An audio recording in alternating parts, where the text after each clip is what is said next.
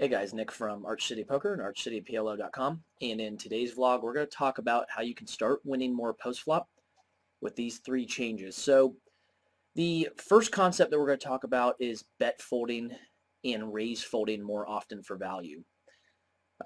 Most players in live low stakes games, they'll play a little too passively. They will not be willing to bluff raise often enough, or as often as they should be in theory.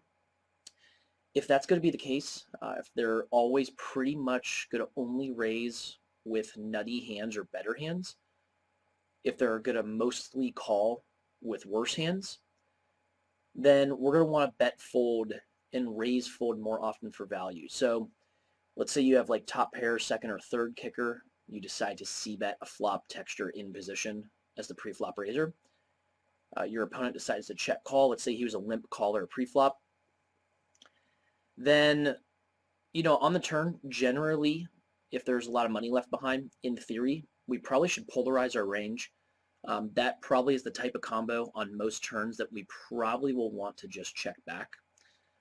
It's basically pot control, if you will. Against opponents, though, who are not going to bluff raise you on the turn often enough, they're not going to put you in a tough enough spot.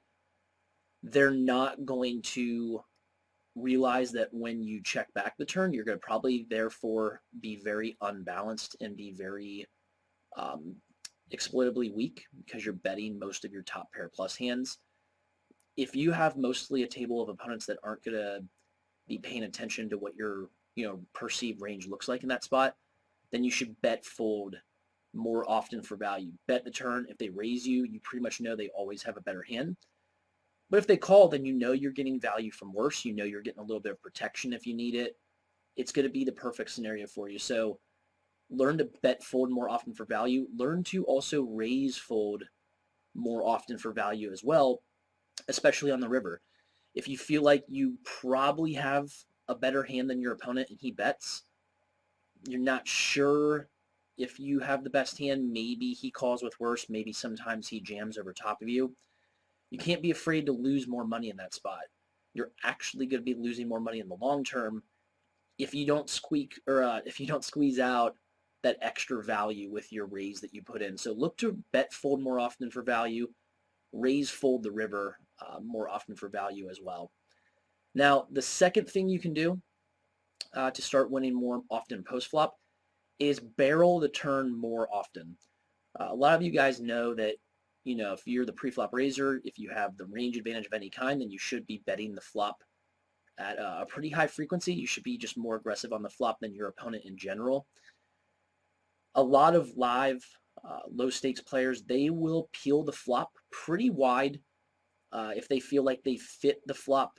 And by fit, I mean whether, players have different definitions for that, but a lot of live low stakes players, they'll think if they flop any pair, any type of draw, if they have two larger overcards to the board, to them that will be good enough to continue. And in a lot of cases, a lot of those hands will be.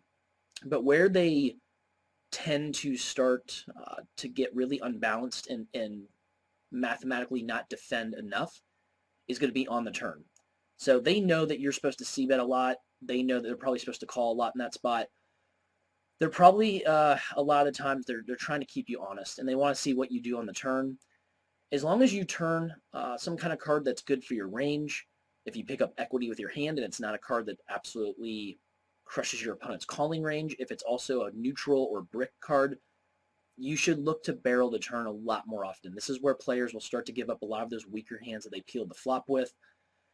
We don't just want to c-bet and then always check back and allow them to realize their equity with the weaker parts of their range. We want to punish them for entering pots a lot of times with really weak ranges, and we really want to start barreling more often and putting more pressure on these guys. You'll find that they overfold the turn quite a bit. Now, of course, you'll get some players that are calling stations.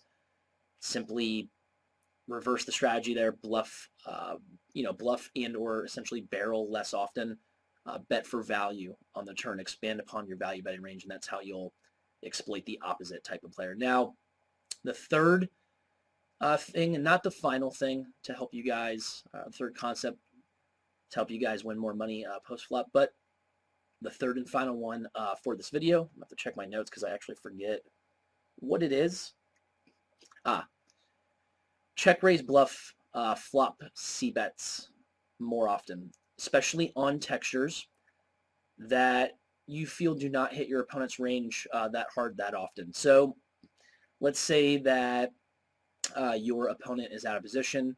He raises pre-flop, you call in position with whatever, and the flop comes something like 9-4 deuce, and he decides to c-bet. This is a texture that's going to actually miss his range a little bit more often than not. Look to bluff raise that texture a little bit more often. Now let's say maybe you defend out of the big blind with a pretty good hand. Let's say you have like king jack suited, your opponent's in position. You check to him on a 10-7-5 texture, all right, and he c-bets. You should look to bluff raise with that king jack in that spot if you have a flush draw, even if you have maybe just a couple back doors. If it's 10-7-5 rainbow, you have, let's say, backdoor spades. You have backdoor Broadway with the king jack connecting with the 10, the top card on that flop texture. That's a spot where, again, that texture should not hit your opponent's range that hard that often. Look to bluff raise in these spots where you have some kind of equity to fall back on, and especially on textures that shouldn't hit your opponent's ranges that hard. So to recap, first concept, bet, fold, and raise fold more often for value. The second concept, barrel turns more often. So if you c-bet as a bluff, look to bluff again on the turn a little bit more often than what you probably are. And the third and final concept for this video is to bluff raise flop c-bets a little bit more often. If you guys have any questions or comments about any of these concepts, go ahead and let me know. Click on the subscribe button, hit the like button for the video, click on the link to archcityplo.com to go visit that site, improve your No Limit Hold'em and PLO games right now as soon as you get signed up. So see you guys in the next video. Thanks.